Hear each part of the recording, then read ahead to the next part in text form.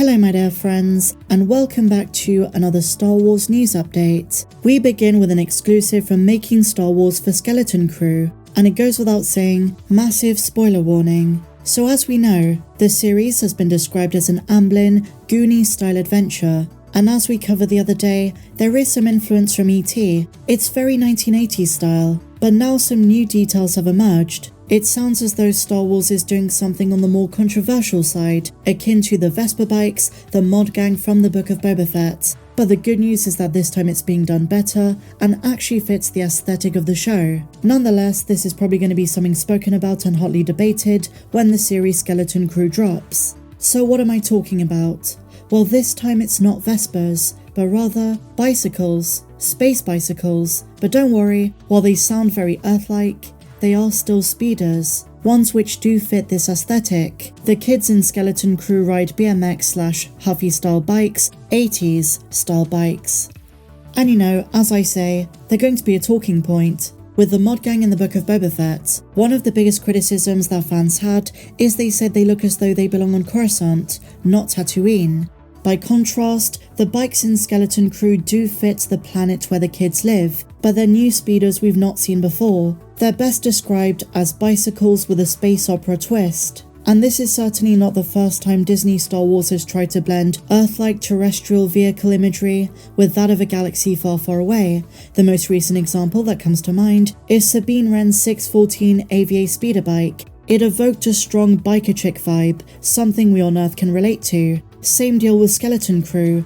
The idea is to portray, as I say, a Goonie sort of look, also reminiscent of Stranger Things, kids getting up to mischief at night and running away from home on their bicycles. But these bikes are not spoken chain, they are speeders, as aforementioned. They say, quote, "Based on the pictures of the prop I've seen, I think they look fantastic, and they got this one right. And based on the amount of bikes made for filming, they assume the children load the bikes onto the ship and use them in later episodes after the opening story arc." The bikes from the show are described as follows. They have baskets and pretty cool streamers on the handlebars. And if you remember in late 2022, Bespin Bulletin had a video of the character Wren on a rolling track riding one of these speeders. Well, it's very clear that Chris Ford and John Watts, Kathleen Kennedy and Jon Favreau wanted to perfect a certain style. But can they blend that with the space opera and sci-fi elements that we expect from a Star Wars series?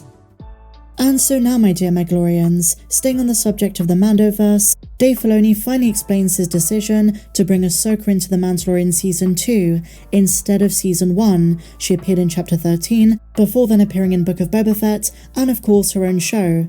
But why didn't she appear in the first? Dave implies it was a tough choice. Transitioning a character from animation to live action can be a very tough thing, because expectations can run high for the actor's appearance, voice, mannerisms, and in the case of Ahsoka Tano, skill level and physicality to match the animated character as much as possible. In the guide to The Mandalorian Season 2, Dave says this, "I intentionally didn't do anything with her in Season 1, because I didn't want to mess it up," and again he shows reverence for the creator himself. He remarks, "It's a character that George and I created. She's one of the first ever characters I drew for the Clone Wars, and people know the character. They've watched her grow up, and the challenge was to take all of the elements we had and evolve them into this live-action version." Filoni is also aware of the pressure on The Mandalorian's first season. As a new series on a new platform, there was the steep task of establishing itself as distinctive, before he and John were comfortable with the bigger cameos and connections that did come in Season 2. Story-wise, it also wasn't the right time. It made way more sense for Din Djarin to come across Ahsoka Tano on his journey to reunite Grogu with the Jedi.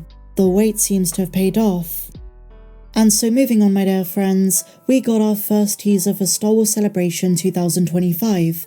That's the one that takes place in Japan. It's gonna be a huge event. I suspect this is where we get the movie title and the first teaser for the 2026 film. Probably the Rey movie, in spite of recent rumors.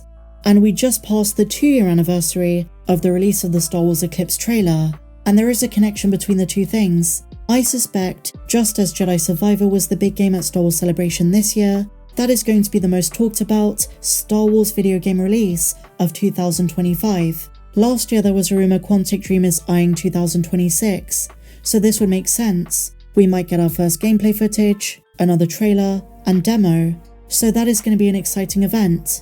And so now moving on, some awesome behind the scenes, savage behind the scenes, lightsaber training between Ariana Greenblatt, young Ahsoka for the Clone Wars flashbacks, and the legend himself, Hayden Christensen. On Instagram, she said about the intense fight, from the practice stage to the soundstage, early walkthrough choreography with the Chosen One. I get Revenge of the Sith behind the scenes vibes from this. The commitment of Hayden Christensen after all these years, what he's giving to the franchise is insane in the 2020s. And young Ahsoka is perfect in this role. I've said it before, if Dave Filoni wants to do more live-action Clone Wars in flashback sequences, there is ferocity, even in the early choreography walkthroughs. They're getting into the mindset of their characters, and you love to see it. Rosario Dawson, older Ahsoka Tano, also shared some good memories of her time with Hayden Christensen on set. She describes him as an old friend, and Hayden says this: "It kind of blows your mind every time. I just feel so grateful. When I got on the phone to talk about being part of the Ahsoka project, I was thrilled."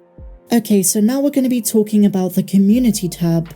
I regularly put out polls asking you guys about your Star Wars opinions, pitting characters against each other, that kind of thing. And the most recent 2 polls concern live-action versus animated Star Wars Rebels characters.